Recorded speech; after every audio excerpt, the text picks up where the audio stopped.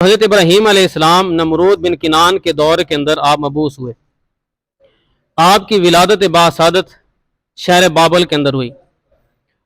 نمرود ایک رات سویا ہوا تھا تو اس نے خواب کے اندر دیکھا کہ ایک ستارہ طلوع ہوا ہے جس کی روشنی اتنی ہے کہ سورج کی اور چاند کی روشنی کے سامنے اس کی روشنی زیادہ ہو گئی۔ اس نے یہ خواب دیکھا، صبح کو اٹھا تو اس نے اپنے نجومیوں کو بلایا کہ مجھے اس خواب کی تعبیر بتاؤ۔ انہوں نے کہا کہ تیرے ملک کے اندر ایک ایسا بچہ پیدا ہونے والا ہے جو تیرے دین کو تبدیل کرے گا اور اس کے ہاتھوں تیری ہلاکت ہوگی۔ جب نمرود نے یہ سنا تو اس نے حکم جاری کر دیا کہ جہاں بھی بچہ پیدا ہو اس کو قتل کر دیا جائے، لیکن لیقضی اللہ امرا کان مفعولا، جب اللہ تبارک و تعالی کسی کام کا فیصلہ کر لیتا ہے تو وہ کام ہو کر رہتا ہے۔ ابراہیم علیہ السلام کی ولادت باسعادت کس طریقے سے ہوتی ہے کہ اس نے پابندی لگا دی کوئی شوہر اپنی بیوی کے پاس نہ جائے، حتیٰ کہ 10 عورتوں پر ایک نگران مقرر کر دیا کہ کوئی بھی شوہر اپنی بیوی کے پاس نہ جائے، اگر کوئی بچہ پیدا ہو اس کو قتل کر دیا جائے۔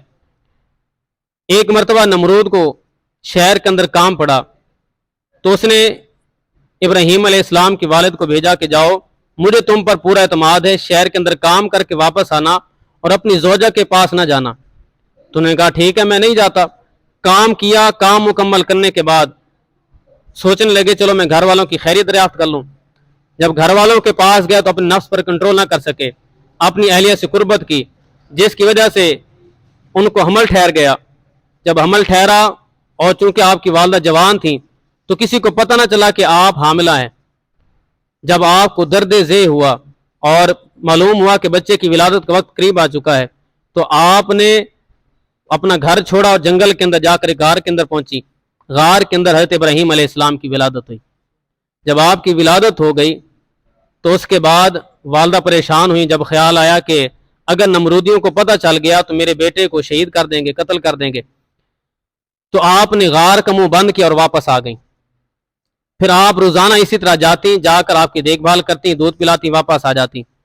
ایک مرتبہ جب آپ گئیں تو دیکھا کہ حضرت ابراہیم علیہ السلام اپنی انگلی چوس رہے ہیں جس سے آپ کو دودھ آ رہا ہے۔ اور تفسیر مزری کے اندر قاضی ثناء اللہ پانی پتی رحمۃ اللہ علیہ آپ لکھتے ہیں کہ آپ کو ایک انگلی سے شہد آتا تھا، دوسری انگلی سے دودھ آتا تھا، تیسری انگلی سے پانی آتا تھا، چوتھی انگلی سے گھی آتا تھا اور 5ویں انگلی سے آپ کو چھوارے آتے تھے۔ آپ اس طریقے سے آپ کی پرورش ہوئی، یہاں تک کہ جتنا بچے ایک ہفتے کے اندر بڑھتے ہیں آپ اتنا ایک دن کے اندر بڑھتے تھے، اور جتنے بچے ایک ماہ کے دن کی پرورش ہوتی ہے آپ کو اتنی ایک ہفتے کے اندر ہوتی تھی۔ تو حضرت ابراہیم علیہ السلام کی پرورش ہوتی رہی۔ جب آپ کچھ بڑے ہوئے تو آپ اپنی والدہ سے پوچھتے ہیں کہ اماں جان بتائیں میرا رب کون ہے؟ تو آپ کی والدہ نے کہا انا، میں تیرا رب ہوں۔ تو آپ نے فرمایا فمر ربو کا، پھر آپ کا رب کون ہے؟ تو آپ کی والدہ فرمانے لگی قالت ابو کا، تمہارا والد میرا رب ہے۔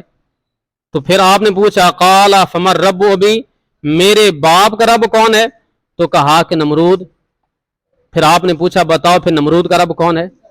تو آپ کی والدہ خاموش ہو گئی اور پتہ چل گیا کہ جس بچے کے متعلق مشہور ہے وہ زمین والوں کے دین کو بدل دے گا۔ فرمایا کہ وہ ایسا لگتا ہے جیسے وہ ہمارا بچہ ہے۔ تو پھر آپ نے آ کر اپنے شوہر کو بتایا کہ میں نے آج یہ بات اپنے بچے سے سنی ہے، تو جس بچے کے متعلق ہے وہ بچہ دنیا والوں کے دین کو بدلے گا، وہ مجھے آپ کا بچہ معلوم ہوتا ہے۔ بہرحال حضرت ابراہیم علیہ السلام کو جب کچھ بڑے ہوئے تو آپ کے والد آپ کو شام کے وقت لینے کے لیے آئے۔ جب لے کر باہر نکلے تو اس وقت سوئی غروب ہو چکا تھا اور مشتی یا زورا ستارہ آسمان پر طلوع ہوا۔ آپ نے اس کو دیکھا جس کا ذکر اللہ تبارک و تعالیٰ نے قرآن پاک اندر فرمایا فلما جن علیہ اللیل رآ کوکبا، جب آسمان پر آپ نے ستارے کو چمکتے ہوئے دیکھا فرمایا قال ھذا ربی، کیا اسے میرا رب ٹھہراتے ہو؟ فلما افلا قال لا احب الافلین، جب وہ ڈوب گیا آپ نے فرمایا میں ڈوب جانے والوں سے پیار نہیں کرتا۔ آگے اللہ تبارک و تعالیٰ ارشاد فرماتا ہے فلما رأى القمر بازغا قال ھذا ربی، جب آپ نے چاند کو چمکتا ہوا دیکھا تو اس وقت فرمانے لگے کہ اس کو میرا رب ٹھہراتے ہو۔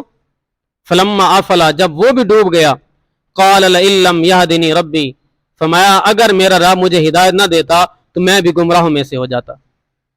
پھر رات اس طرح گزر گئی، جب صبح ہوئی سورج طلوع ہوا، جب آپ نے سورج کو دیکھا फरमाने लगे फलम्मा रअ अश-शम्स बाज़िगतन क़ाल हाज़ा रब्बी हाज़ा अकबर, फरमाया सूरज को मेरा रब ठहराते हो। जब वो भी डूब गया तो आपने फरमाया अगर मेरा रब मुझे हिदायत ना करता तो मैं भी गुमराहों में से हो जाता। क़ाल या कौम इन्नी बरीउम मिम्मा तुशरिकून, फरमाने लगे ऐ मेरी कौम जिनकी तुम इबादत करते हो मैं उनसे बरी हूँ, मैं उनसे बेजार हूँ। इन्नी वज्जहतु वजहिय लज़ी फ़तरा अस्समावाति वल अर्द हनीफ़ा, मैं अपना मुंह उस रब की तरफ करता हूँ जो जमीन और आसमान का रब है, जो जमीन और आसमान का रब है।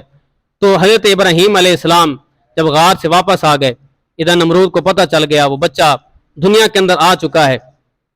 तो आप जब आए और लोगों के अंदर रहने लगे तो उस वक्त हजरत इब्राहीम अलैहिस्सलाम ने लोगों को हर तरीके से अल्लाह तबारक व तआला की वहदानियत और अल्लाह तबारक व तआला की तौहीद की तरफ बुलाया कि अपनी पेशानियों को बुतों के सामने झुकाने के बजाय रब के सामने झुकाओ। इसलिए कि अल्लामा इकबाल फरमाते ये एक सजदा जिसे तो गिरां समझता है, हजार सजदों से देता है आदमी को निजात। एक एक के सामने जो सर झुकाते हो तो एक रब के सामने सर झुकाओ, एक एक के सामने तुम्हें सर नहीं झुकाना पड़ेगा। दर दर दे धक्के खांदे रहंदे जेड़े नहीं एक दर दे टिकदे, उन्हां लोकां दे यार हजारां जेड़े बन के रहंदे एक दे।